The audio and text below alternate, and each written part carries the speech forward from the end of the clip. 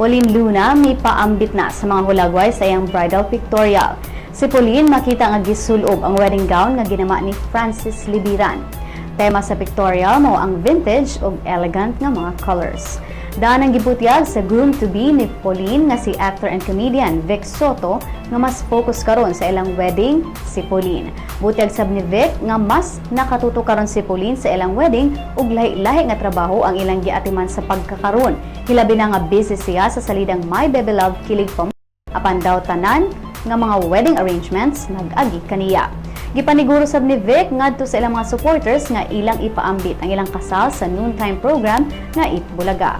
Si Pauleen ug Vic gikataktang kaslon sa sunod buwan.